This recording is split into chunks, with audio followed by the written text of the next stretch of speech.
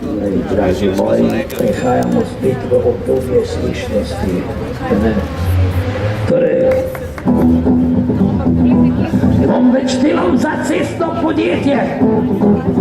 Čisto vse se mi je zagnusil. Ne bom več delal za cestno podjetje. Briga me za vse, kar so naredili. Nekod sem prosil familiji kazal. Kaj se smo tole tukaj mi zgradili? Nekod sem prosil familiji kazal. Hvala Janiju za to, kar je zapel in za to, kar še bo zapel. Vi ste hodili prejšnji mesec, oziroma tudi še ta mesec sem sanjati. Tukaj smo imeli krasen festival založbe Sanje, ki nam je ponujala dost realne podobe težkih knjig, zadnje, ki so izdali primer ruske novinarke Politkovske. Preselili smo se v zaresno situacijo, njihov sanjski prostor zavzeli do konca tega tedna. Seveda željo, da bi se Sanje, ne kot založba, ampak kot realnost v Sloveniji nadaljevale po volitvah s pravimi barvami, z oranžnimi barvami. A ne? A drži?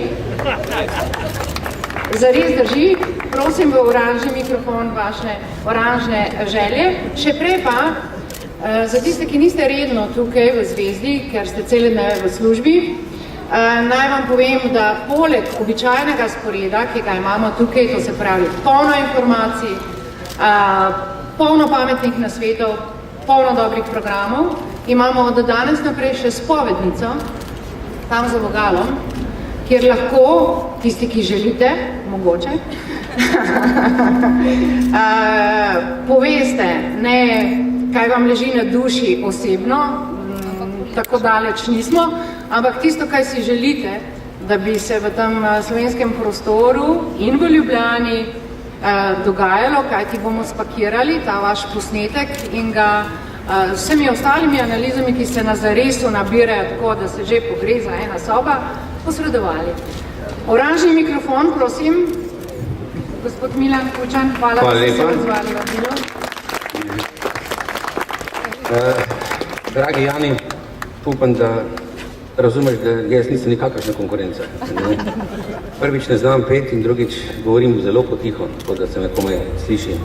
Torej, draga Majda, jaz bi se najprej zahvalil za povabilo na ta, kako se to reče, uglajen žur, na srečanje kandidatov zaresne stranke Zares. In sem zelo vesel, ko sem na seznamu kandidatov, ki kandidirajo na listi te stranke, ne samo v Ljubljani, ampak v Sloveniji, videl toliko sposobnih ljudi z dovolj znanja, ki so svojo avtoriteto, svoj ugled in svoje znanje pripravljeni zastaviti za to, da bi se v slovenski politiki sprejemale prave odločitve, ki so pomembne za vse nas in za slovensko prihodnost. To so ljudje, ki so del stranke Zares, za katero sam mislim, da je treba čestitati, da je tako v kratkem času dobila tako visoko stopnjo verodostojnosti med slovenskimi ljudmi in da je tudi uspela prepričati toliko ljudi, da zagovarja politiko, ki jo samo imenuje nova politika. To so ljudje, ki prinašajo v slovenski politični prostor novo energijo, prinašajo nove ideje, razumejo, da mora politika ustvarjati pogoje, da bi ljudje lahko sami ustvarjali in izrabljali priložnosti, da lahko sami poskrbijo za svoje kvalitetno, dostojno življenje, ki razumejo, da mora politika skrbeti za ohranjanje, za varovanje narodove identitete, za ugled države v svetu in na vsezadnje tudi za ugled in vpliv slovenske nacije, ki razumejo, kaj se dogaja v sodobnem svetu in kako je potrebno slovensko nacijo pripraviti za to, da se bo znala soočati s temi izzivi.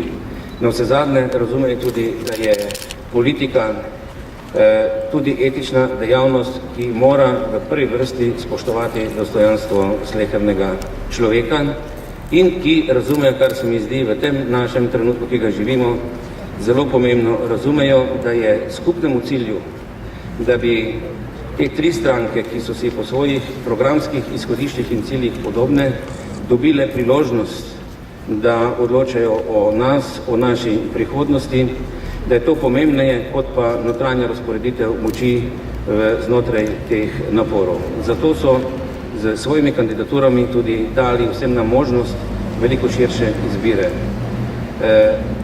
Jaz bi brez kakršnega koli problema in z velikim zaupanjem glasoval za vsakega od teh poslancev. So ljudje, ki jih poznam, z nekaterimi sem tudi že dolgo let sodeloval, so verodostojni ljudje. Žal imam samo en glas.